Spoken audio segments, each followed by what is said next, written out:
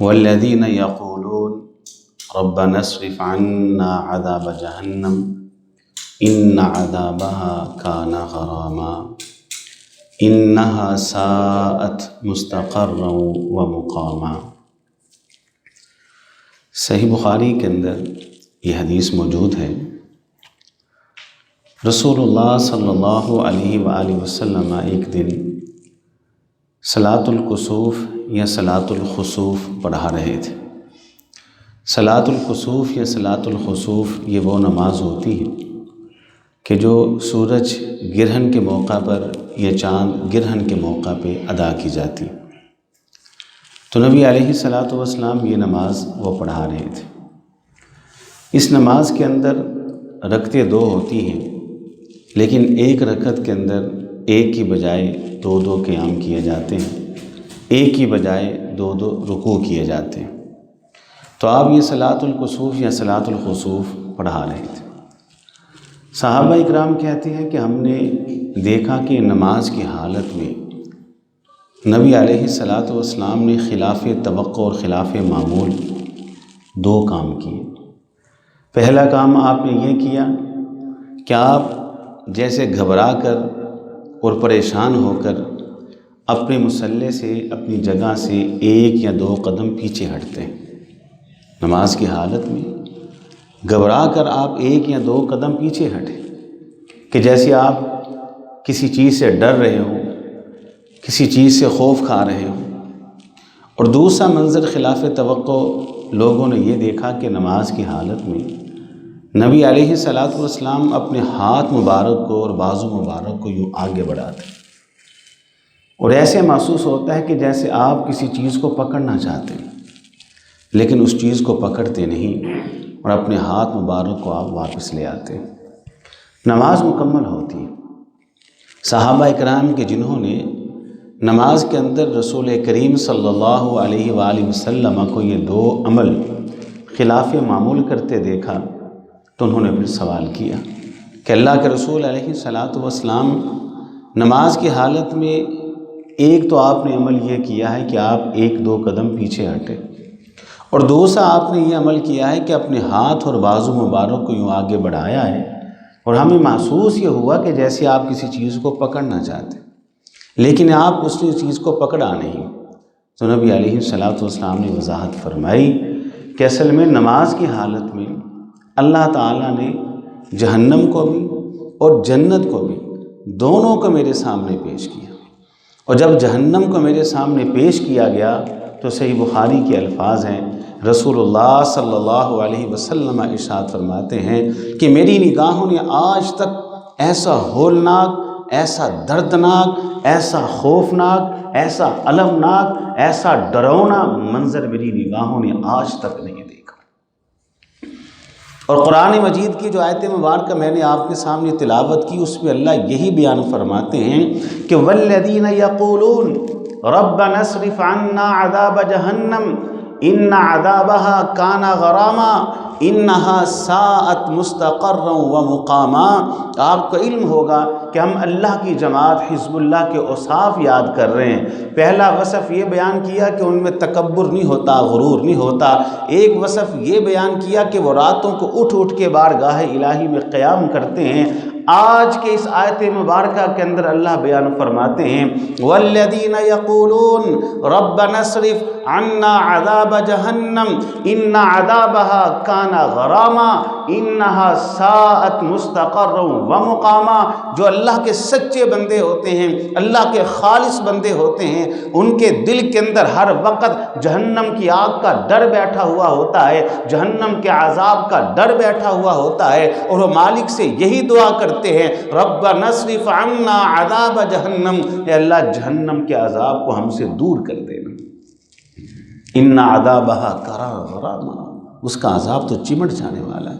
انہا ساءت مستقرا و مقاما، جہنم سے برا ٹھکانہ کوئی نہیں، جہنم سے ہولناک جگہ کوئی نہیں، جہنم سے خطرناک کوئی قید خانہ نہیں ہے۔ اللہ کے رسول ارشاد فرماتے ہیں کہ نماز کی حالت میں نے جہنم کو دیکھا، اور سن لو میری نگاہوں نے آج تک جہنم سے بڑھ کر المناک، دردناک، خوفناک، اذیت ناک منظر نہیں دیکھا ہے، ہیبت ناک منظر۔ اور جو دوسری بات آپ نے کہی ہے کہ میں نے اپنے بازو کو آگے بڑھایا، اپنے ہاتھ کو آگے بڑھایا، کافر جہنم کے دکھائے جانے کے بعد فوراً اللہ تعالیٰ نے مجھے جنت بھی دکھا دی نماز کی حالت میں۔ اور جیسے ہی میں نے جنت کو دیکھا تو یہ بھی سن لو کہ میری نگاہوں نے آج تک ایسا خوبصورت منظر بھی نہیں دیکھا۔ اللہ نے کیا مہمان خانہ بنا دیا ہے، جنت اللہ نے اتنی حسین بنا دی، اتنی خوبصورت بنا دی۔ جنت کے منظر دیکھ رہا تھا، محلات میری نگاہوں کے سامنے سے گزرے، جنت کی نہریں میں نے دیکھی، کہا چلتے چلتے گزرتے گزرتے پھر میری نگاہ پڑی کہ میرے سامنے جنت کا ایک درخت لایا گیا، اس کے اوپر پھل لگا تھا۔ جیسے ہی درخت میرے قریب ہوا، میرا دل چاہا کہ اس پھل کا ایک خوشہ اتار لوں۔ میں نے یوں اپنے ہاتھ کو آگے بڑھایا تاکہ اس خوشے کو اتار لوں۔ میں اتارنے لگا تو پھر میرے دل کے اندر ایک خیال آیا کہ نہیں، اللہ نے جنت کی ساری نعمتوں کو اہل ایمان کے لیے آخرت میں محفوظ کر دیا ہے۔ میں نے اپنے ہاتھ کو پیچھے ہٹا لیا، ساتھ ہی آپ نے ارشاد فرمایا، میرے ساتھیوں، اگر میں جنت کے اس درخت اور پودے کا ایک خوشہ اتار لیتا، ایک خوشہ جسے پنجابی میں گچھا بھی کہتے، ایک خوشہ اتار لیتا تو اللہ کی قسم آج کے دن سے لے کر قیامت کے دن تلک، قیامت کی صبح تک جتنے انسان دنیا کے اندر پیدا ہوتے وہ سارے کے سارے انسان جنت کے اس درخت کے ایک خوشے کو کھاتے رہتے، قیامت تو قائم ہو جاتی، وہ خوشہ ختم نہ ہوتا۔ کیوں؟ پتہ ہے کیوں ختم نہ ہوتا؟ یہ فرق ہے دنیا میں اور آخرت میں۔ دنیا کے بارے میں کلام اللہ کیا کہتا ہے؟ کل من علیہا فان ویبقى وجہ ربک ذو الجلال والاکرام۔ ہر چیز فنا ہونے والی، کسی چیز کو دوام نہیں ہے، دنیا ناپائیدار ہے، دنیا ختم ہونے والی ہے، دنیا فانی ہے، دنیا کے اندر کوئی دوام نہیں ہے۔ اس کے مقابلے کے اندر جو آخرت ہے وہ دائمی ہے، وہ سرمدی ہے، وہ ہمیشہ رہنے والی ہے، وہ نہ ختم ہونے والی ہے۔ جنت کی نعمتوں کو زوال نہیں ہے، دنیا کی نعمتوں کو زوال ہے، دنیا کی نعمتیں ختم ہونے والی، جنت کی کوئی نعمت بھی اس کو زوال نہیں آئے گا۔ وہ خوشہ جنت کے درخت کا خوشہ تھا، کہا اللہ تعالیٰ نے جنت جو تیار کی ہے اس کی نعمتوں کو زوال نہیں، اس لیے ایک خوشہ دنیا پہ آ جاتا، قیامت تک ساری کائنات کے انسان کھاتے رہتے، وہ خوشہ ختم نہ ہوتا۔ تو اللہ فرماتے ہیں میرے جو سچے بندے ہیں نا، جو خالص بندے ہیں، وہ جہنم کے عذاب سے کبھی پیچھے نہیں رہتے، ہر وقت دل میں ڈر بڑھا کے بیٹھتے، ان کی آنکھوں میں آنسو رہتے ہیں۔ کبھی آپ علیہ الصلاۃ والسلام کی سیرت پڑھ کے دیکھیے، اللہ کی قسم کلام اللہ کو جب تلاوت کرتے، صحیح بخاری کے اندر موجود ہے، قیام کی حالت میں ہیں آپ، حالت قیام کے اندر قرآن کی تلاوت کر رہے، ایک صحابی کہتے ہیں کہ میں نبی علیہ الصلاۃ والسلام کی راتوں کو چیک کرنے کے لیے، آپ کی رات کو سیکھنے کے لیے آپ کے گھر قیام کرتا ہوں، رات ہوتی ہے میں کیا دیکھتا ہوں، نبی علیہ الصلاۃ والسلام کھڑے ہوتے ہیں، آپ وضو بناتے ہیں، نماز کے لیے آ کر اللہ کے سامنے تہجد کے لیے کھڑے ہو جاتے ہیں، میں بھی آپ کے ساتھ کھڑا ہو جاتا ہوں، آپ اپنے ہاتھ کو باندھتے ہیں، قرآن کی تلاوت کرتے ہیں، الفاتحہ کے بعد البقرہ کی تلاوت کرتے ہیں۔ میرے دل کے اندر یہ خیال آیا کہ نبی علیہ الصلاۃ والسلام 100 آیتیں پڑھنے کے بعد رکوع میں جائیں گے۔ وہ صحابی کہتے ہیں آپ 100 آیتوں کو پڑھا، رکوع کے اندر نہ گئے۔ میرے دل نے کہا 200 آیتیں پڑھنے کے بعد آپ رکوع کریں گے، 200 آیتیں پڑھ لیں، آپ نے رکوع نہ کیا۔ میرے دل نے کہا البقرہ سورۃ تلاوت کر کے آپ پھر رکوع میں جائیں گے، کل بقرہ تلاوت مکمل کر لی، آپ رکوع کے اندر نہ گئے، آل عمران کا آغاز کر دیا۔ میرے دل نے کہا آل عمران کی 100 آیتیں پڑھنے کے بعد آپ پھر رکوع میں جائیں گے، آپ رکوع میں نہ گئے، آل عمران کو مکمل پڑھ لیا، النساء کو مکمل پڑھ لیا، 5 سپاروں سے زیادہ پارے نبی علیہ الصلاۃ والسلام حالت نماز میں ایک ہی رکعت کے اندر تہجد کی نماز میں پڑھ رہے ہیں۔ اور صحابی کہتے ہیں میں نے دیکھا جہاں بھی عذاب کی آیتیں آتی، جہنم کا تذکرہ آتا، نبی علیہ الصلوۃ والسلام ان آیتوں کے اوپر تلاوت کو روک دیتے۔ تہجد کا عالم ہے، ہاتھ سینے کے اوپر باندھے ہوئے ہیں، اللہ کی بارگاہ میں کھڑے ہیں، کون آیات پر رک کر اللہ سے دعا کرتے، اللہ مجھے جہنم کے عذاب سے بچا لینا۔ دیکھیے کون ہے، اللہ کے رسول علیہ الصلوۃ والسلام کھڑے کس حالت میں ہے؟ تہجد کی حالت میں ہے۔ کس کی بارگاہ میں کھڑے ہیں؟ اللہ کی بارگاہ میں کھڑے، اور پڑھ کر رہے ہیں، قرآن پڑھ رہے، اور جن کے ہاتھوں سے جنت کے دروازوں نے کھلنا ہے۔ جس دن کوئی سفارش نہ کرے گا وہ سفارش کریں گے، جن کے ہاتھ میں کوثر کا جام اور کوثر کا پانی ہوگا، وہ جن کے ہاتھوں میں جھمد کا جھنڈا ہوگا، وہ جو نبیوں کے سردار، وہ جو انبیاء کے امام، وہ جن کو اللہ نے خاتم النبیین بنا کر بھیجا، حالت قیام کے اندر اس آیت کی تلاوت پہ پہنچتے ہیں کہ جس کے اندر جہنم کا تذکرہ ہے، جہنم کی آگ کا تذکرہ ہے، جہنم کے عذاب کا تذکرہ ہے۔ صحابی کہتے ہیں ان آیتوں پہ پہنچ کے تلاوت کو روک کر اللہ سے جہنم سے پناہ مانگا کرتے تھے۔ اللہ یہی تو بیان فرماتے، والذین یقولون ربنا اصرف عنا عذاب جہنم ان عذابها کان غراما انہا ساءت مستقرا و مقاما۔